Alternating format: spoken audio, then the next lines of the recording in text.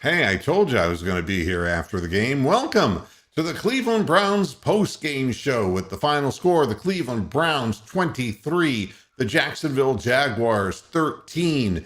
We watched it all from start to finish, and this is the post-game show where you get the immediate reactions.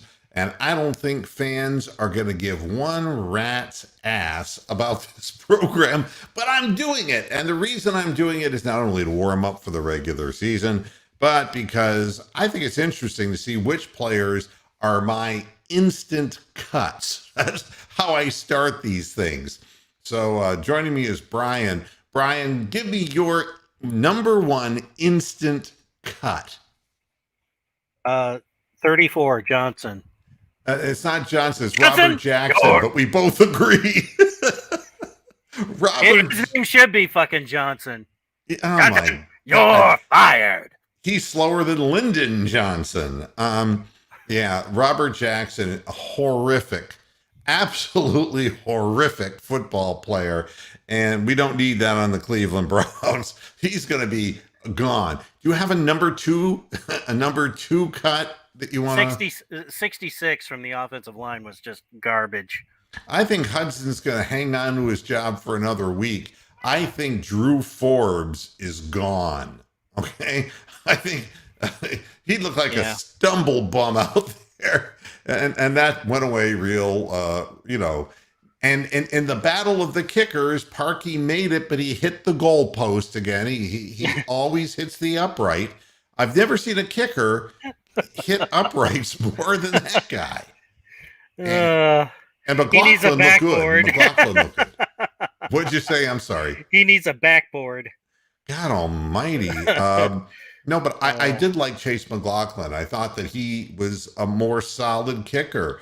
And actually got the ball beyond the 5-yard line on a kickoff. Yeah. How about that? Yeah. So I mean, we don't have to watch somebody go 78 yards the other fucking way because nobody can tackle. My number 3 cut is the running back Kelly, who I was smelly like my dog's sweaty belly. I mean, that guy had all the conviction. I mean, of, I guess if I was going to use the word conviction, I'd use that and Trevor Bauer in the same sentence.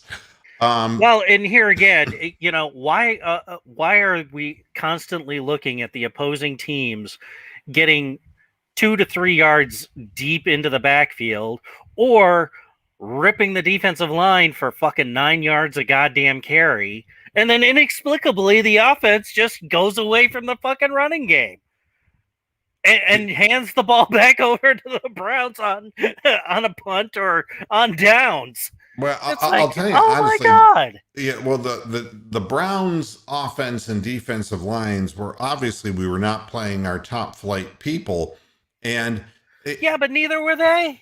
I mean, to be honest with you, they just looked like they were charging forward and they had no rhyme or reason. They did, their quarterback who threw the last touchdown, he literally on a third down pass.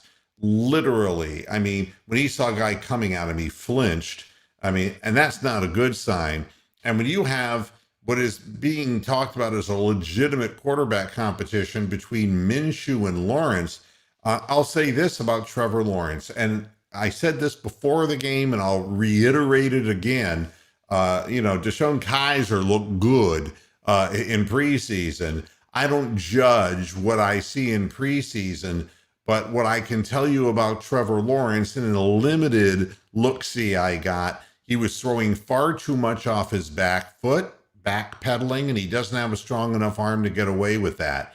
And it didn't look like his offensive line was giving him any time to throw the ball. And I don't know how good his regular offensive line is, but it could be a long season for that young man. And I hope that, I wish him nothing but the best. And I have nothing against the Jags at all, except they just don't look like a very good football team.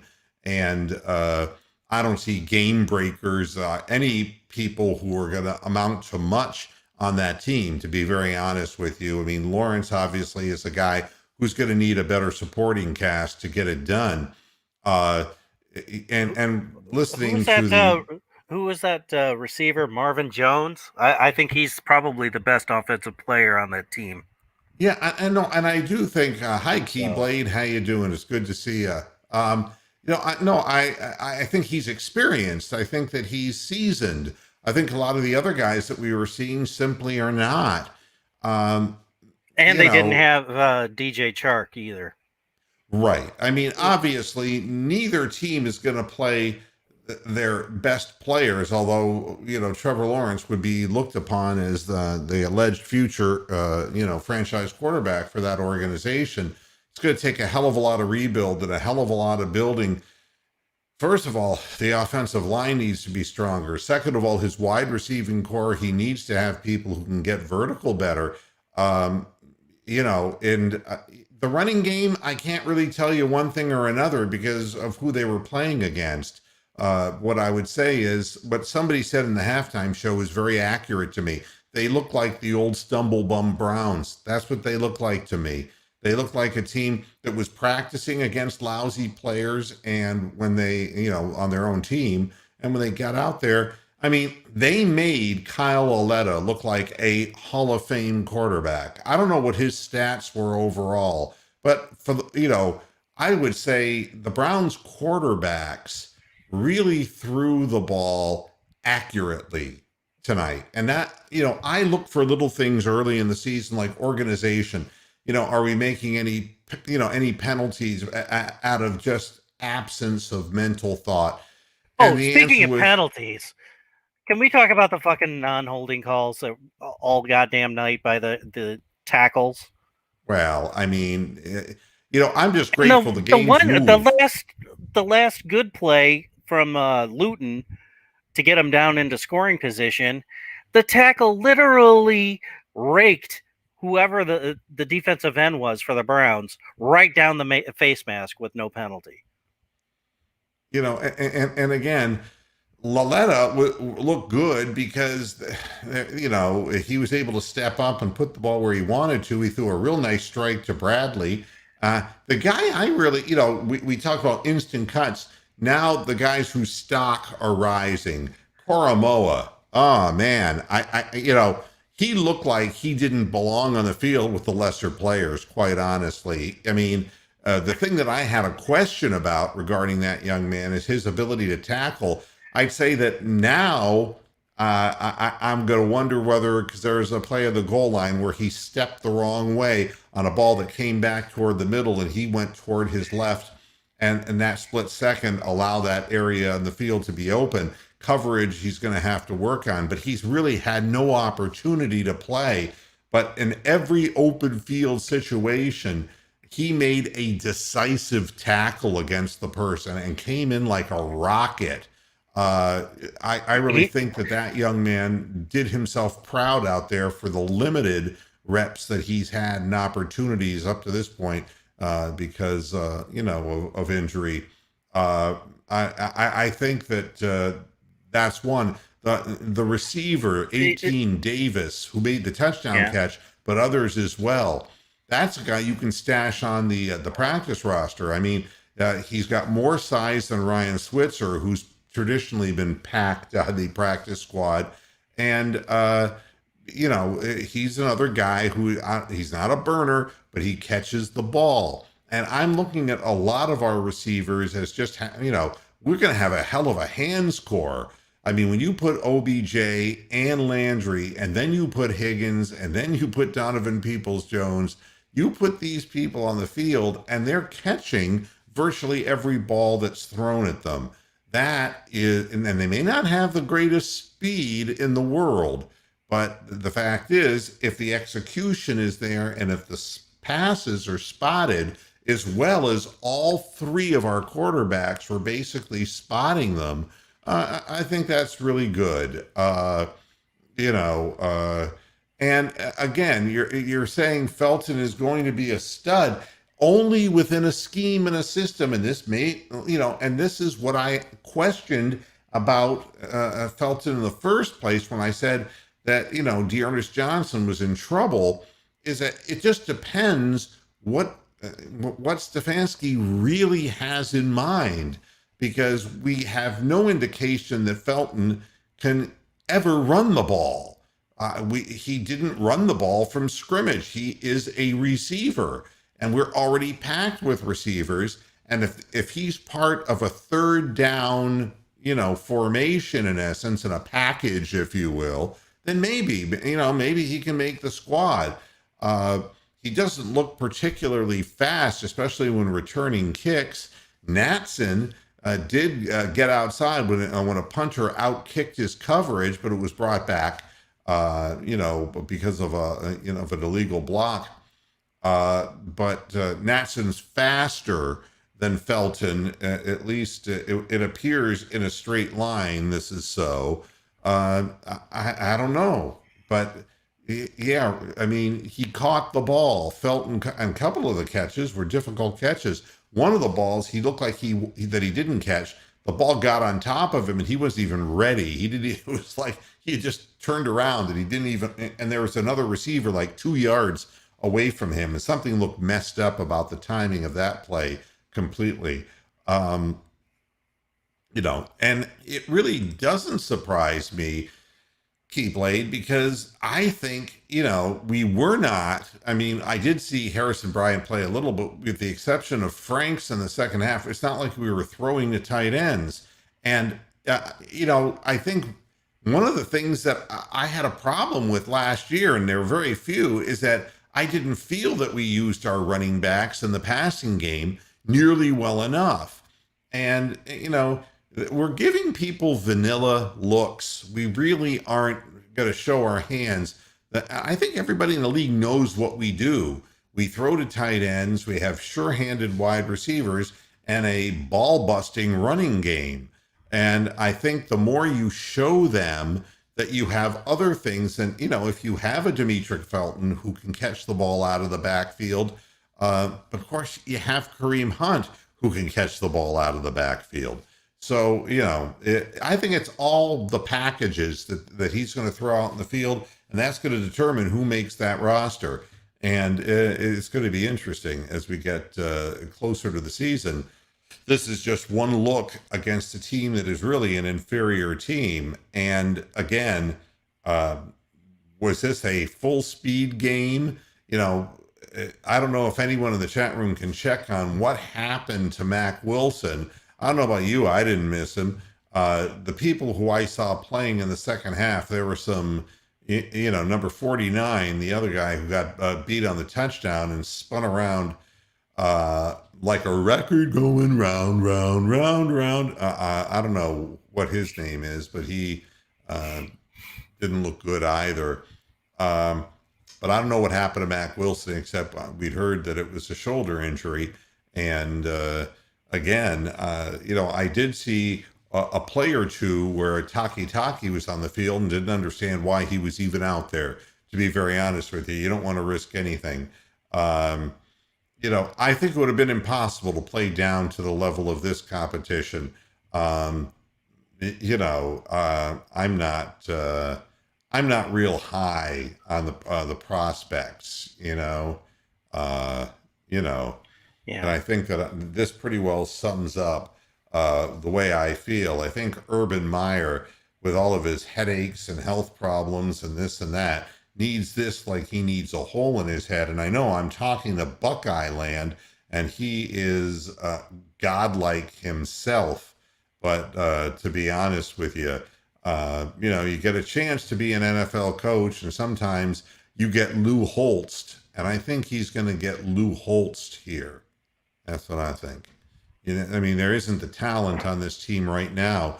And will Urban, with his emotional composition, be able to handle week after week of this? Because I think this team is going to get a lot handed right to them. They're going to get taken to the woodshed. And to answer Keyblade's thing about Lawrence not playing the whole half, they want to limit the amount of punishment that he's going to take from opposing defensive players, because the guys who are on the cut list are going to be rabid fucking animals the rest of the way out. So you don't want to expose your number one pick to guys who aren't going to really be in the league taking cheap shots at him. or taking vicious hits at him.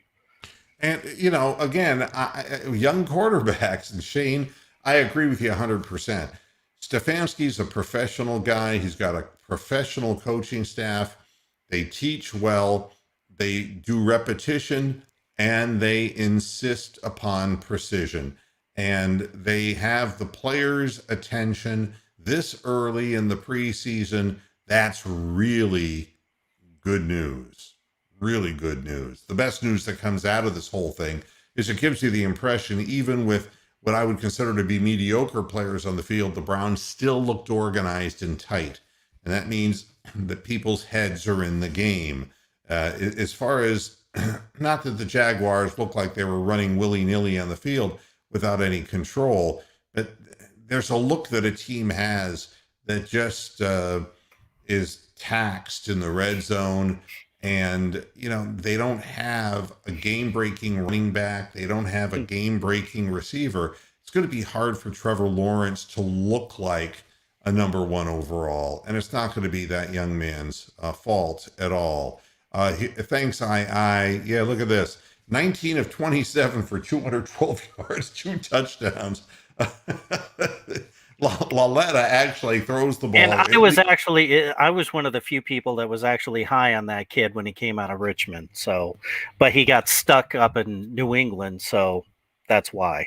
Well, I'll tell you something. The ball comes out of his hand clean, and he was accurate. Now, granted, it wasn't like there was a lot of pressure on him either, and the speed of the game isn't there yet in these preseason, especially the early preseason games.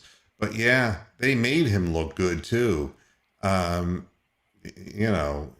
far as I don't even want to talk about Tebow.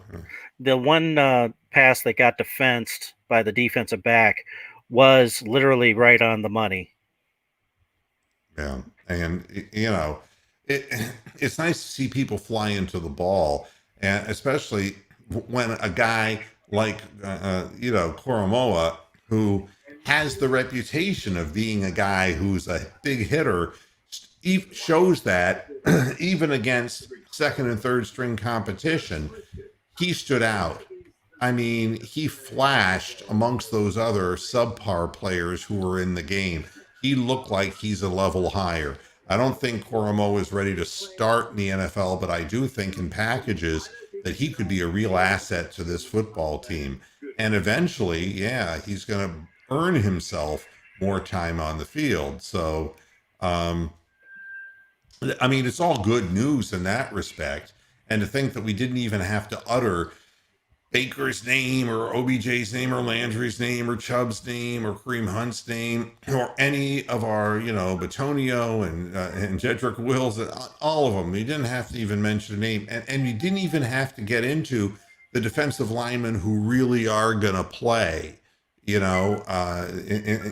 did see Porter Gustin out there, and he did not flash in any meaningful way whatsoever. So nothing on the defensive side of the ball, with the exception of Koromoa, really flashed. And on the offensive side, I just wanted to point out that. But again, when they're not calling holding penalties, there were at least 4 plays where Porter Gustin just absolutely got ripped around like a rag doll. Yeah, number 37. And there was no calls. So number 37, the running back, and I'm just not aware of him. Somebody the second. Taylor, yeah. He looked like he had more purpose in running the football than Kelly did. And not that it really matters that much, but somebody's got to go down to the practice squad. And it'll be interesting to see if guys like Davis and Taylor, if they find their way onto the practice squad for the Cleveland Browns. And they're going to get more opportunities to run the football this preseason, because the Browns aren't in any hurry to put people out in the field right now to get them hurt. And, I did see that as far as the crawler on the bottom of the screen, somebody dislocated an elbow. I think maybe one of the Dallas Cowboys, a defensive lineman. These types of injuries, and another guy had a foot today that they're afraid is a season-ending injury. So, well, the defensive tackle for the Jaguars. The backup defensive tackle went down with a knee injury Yeah. on a chop block. Yeah. I So mean, and that was a bad one, too. Uh, there's no call for that kind of thing. But, there's no rush to get these players out on the field if what they're being rushed toward are a bunch of ravenous guys trying to make an NFL roster and, committing penalties in essence when they do it. Not real good. Harris did a decent job at center. I will say that. Decent, but I'll tell you honestly, there was no holes for any of the running backs. The fact that Taylor ran the ball a little better, he moved his feet better, but there were no real holes. There was nothing that anybody was going to exploit in any meaningful way. Yeah, that number 40 guy was like running backs of the past where they just continue to follow the blocks regardless of if they're getting shoved back in his face. No cutback, no nothing. And I'm looking at it and going, yeah, Chubb would have fucking cut that back almost immediately and gotten like 18 or 19 yards. Yeah, thoughts on Keenum? The first thing I'll tell you is that Keenum hadn't taken a snap since Hector was a pup. It's been a long time since Case Keenum actually got into a game. And this is something that, I wasn't even thinking about, but read it online that, it wasn't like he was in any game last year. But I think Case Keenum's arm is weak. I don't think he's capable of throwing a good downfield ball. I think Lauletta has a much better arm than Case Keenum, but he doesn't have the veteran savvy. But if you're down to Keenum and Lauletta, your season's pretty well over now, isn't it? I mean, you can't expect either of those players to really carry a Cleveland Browns football team that needs balance, accuracy in the passing game, and the ability to stretch the field. Keenum just has never been a quarterback who is anything more than a guy who will get you maybe one touchdown and a couple of field goals. And yeah, Keenum in the first half, he missed Felton, who was running down the seam all by himself. And then in the second half, Lauletta missed Kadarrell Hodge, who was wide open by like 300 yards. There was the closest person was the fucking official standing in the end zone. Yeah, I mean, Case Keenum, to me, the ball always, and even when he dumped the ball off, the ball just seemed to be nosediving into the ground. He doesn't have zing on the ball, and in the NFL, he was accurate with the way he was throwing most of his passes, but they didn't have the zip that Lauletta had on. That's the difference between being a younger and an older guy.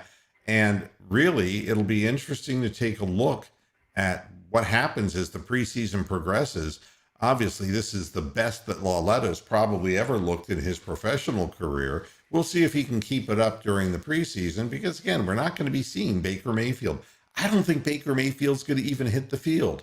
Maybe a series or two. That's going to be the max. So I think that there really might be a legitimate battle for the backup quarterback position. It's possible. But, they've always been very high on Case Keenum, and I know that Stefanski's background would make it so. And, again, the fact that they said, well, he did go, and then they say what record he had, like an 11-3 record or whatever. I mean, the same thing could be said about Matt Castle. Yeah, he had 2 fucking 400-yard passing games in one season. Yeah, I mean... I know that because he went against me in fantasy and absolutely torched me.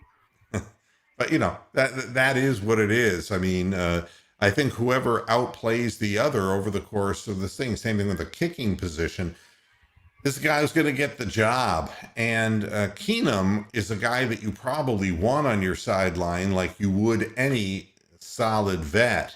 But he can't run with the ball. And it's not like he can launch a ball and hurt you deep.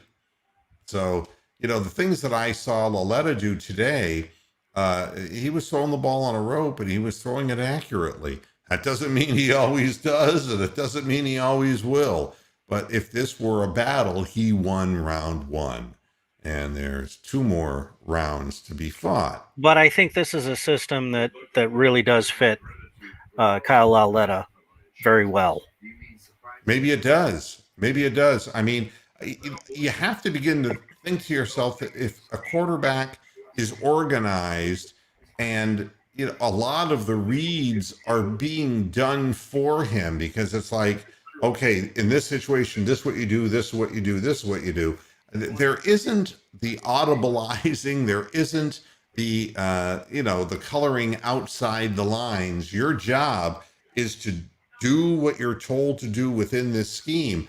And a lot of quarterbacks, including Case Keenum in Minnesota, actually looked efficient playing similar type of offense. And I think Stefanski really does push the consistency factor of this. So, I think on the overall, I think it's healthy competition. And, that's what you hope. But I see Cincinnati is beating Tampa Bay. Isn't that something? Let's take a quick look at the Cincinnati. I want to see what. Well, it doesn't matter because Kyle Shermer and Brandon Allen played. We haven't seen any of Joe Burrow at all, and so that there's no point in even looking at that because that is of no real interest. Well, and the same thing with the Chargers. They're not going to. All of their number ones are going to be sitting out all 3 games. So, according to the coach, Wilson obviously did play a little bit for the Jets. Went 6 and 9 for 63 yards. The Jets don't care who they get killed out there. Yeah, but they're also playing the Giants. I mean, yeah, that's like the Browns' 4th stringers at this point. Yeah, I mean, and Tony's Vikings really look good. 33-6 they lost. They really looked great. Yeah, Keenum was 12 of 17 for 115 yards, efficient. Lauletta, though, had an 118 quarterback rating to 89 for Keenum. What stands out for the Browns is that, they just couldn't get any yardage. 41 yards on 26 carries on the ground. That's just not going to get it. Davian Davis led the receivers with 4 receptions. Like I said, this guy's fighting for a job in the practice squad. And that's a good gig. And the reason is Browns receivers tend to go down with injuries. Felton had 4 catches as well. He did himself some good. Donovan Peoples-Jones started out the game. They got him off the field quick, but he had 3 catches. And one of them was a very nice contorted catch with a ball that was kind of thrown around the backside of him. Rashard Higgins got himself a catch. So JoJo Natson had his man maybe slightly beat, but he doesn't have the size to fight to get back to the ball. And Kadero Hodge dropped a short touchdown pass. So I guess that's that, I don't really. I was not overly excited about the running game here. We'll see. It can only get better from what it was. I was very excited, but in a very negative way. No, well, I don't worry about that because to me, these people, it's amazing how many players play their way off of the roster. That's what's amazing. And, it's amazing. The total, the tackling leader was Koromoa with 7 solo. You see, that will tell you something right there. Robert Jackson was number 2 because he got beat every time. But Koromoa was where he was supposed to be, and he made open field tackles and 3 tackles for loss. 1 sack, 3 for loss. That's impact that you look for. So that's really good news. And, Newsome didn't spend all that much time on the field, had a little bit of trouble with Marvin Jones. As far as... Which veterans have problems with Marvin Jones. He is really good. Hey, you're going in, it's baptism by fire, And Yeah. Gillen, 52 and a half yards per punt. We'll take that. That's more like the Scottish Hammer I remember. So overall, I mean, we just whipped the tar out of a team without any of our starters playing. And when was the last time that happened? Um, that's really saying something. As far as Trevor Lawrence, 6-9 for 71 yards, a 90.5 rating. Nothing bad in the numbers. He took 2 sacks for 12-yard loss. But you get the with one impression. fumble. Yeah, you get the impression, though, that when the speed picks up, it could really be a problem. It could really be a problem. So, I see the Kansas City Chiefs are playing, and who knows who Anthony Gordon is, but he's, Chad Henne played a little bit, and I guess Anthony Gordon is the Chiefs' third string quarterback, and they're playing against, San Francisco. Garoppolo actually played a little bit for the 49ers, and now Trey Lance is in the game, and Josh Rosen has even hit the field. My God, that's a frightening. Rosenstein. Yeah, God Almighty. Yeah, he can always do something else. Doesn't need to be in football. What the hell? Maybe he'll take up ping pong. It's kind of like tennis. Yeah. Well, those Asians, though. There isn't a whole lot left for me to say about this because, we come back on Monday to do a Moohead radio show. We'll talk more about it. I really want to find out. Could anyone in the chat room find out anything about Mac Wilson? Is there anything that is being said? I haven't even looked on Cleveland.com. Not that they're going to tell me anything. I just want to see if there's anything. No, I see the Indians lost. Nothing new there. I'm not seeing anything about him being pulled off the field because of a shoulder. And remember, we didn't see Greedy Williams at all, and we didn't see Delpit at all. So, that's another thing to kind of remember. But, yeah, I'm not seeing anything at all about a shoulder injury, but that's what Tom Withers reported on Twitter. And I have no reason not to believe him. So, I don't know. Other than that, I didn't see any other Browns coming off the field. And if you can walk out away from a game and not really get dinged up, that's a good thing. Yeah, that's what they said, but I heard nothing more since then. What did he do to his shoulder? Or I've heard nothing at all up to this point. I guess we're going to have to wait until Stefanski talks to the press tomorrow or Monday and go that way. The only other person that might have something is Nathan Zagura, who does the post-game little blurb for the Cleveland Browns channel on YouTube. Rox, my Nubian queen, could you let me know where that article is that you're looking at on Mac Wilson? The one I saw was from a couple days ago. All right. And this is saying per ESPN non-specific. Yeah, that's pretty well covers it. That's basically the way Tom Withers reported it too. But I didn't read anything else about any other Browns, getting hurt in this game, and that's always good news. Because none of the injured players played. Yeah. Again, there's no bad news from this. And the good news is that our second, third, and fourth strings actually held up and against a not good football team. But to be honest with you, you didn't even see the Cleveland Browns. You saw some vanilla thing. Let's see. Rox has come up with left the Cleveland Browns first preseason game with a shoulder injury on Saturday. That's it. Yeah. And no, you have the wrong guy here. No, I was not part of Janet Jackson's Rhythm Nation tour. I was actually part of Prince's tour. And yeah, so you got that wrong.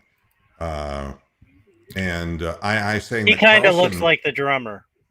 Yeah, So Carlson went he's the out. stand-in. Sheila E. Dung, dung, dung, dung, dung, dung, dung, dung, dung, dung, dung. Yeah, she lived the glamorous life. Stephen Carlson out with an E2. Maybe that's why Franks was out there playing or trying to. Um, so, and I think everyone's going to wonder that too. And tell you the truth, Urban Meyer, you know, he doesn't hang around anywhere too long, I don't think, if he doesn't have to. And I think this is going to wear him down, and you're going to start seeing the physical problems manifesting themselves again, the migraine headaches and all of that stuff.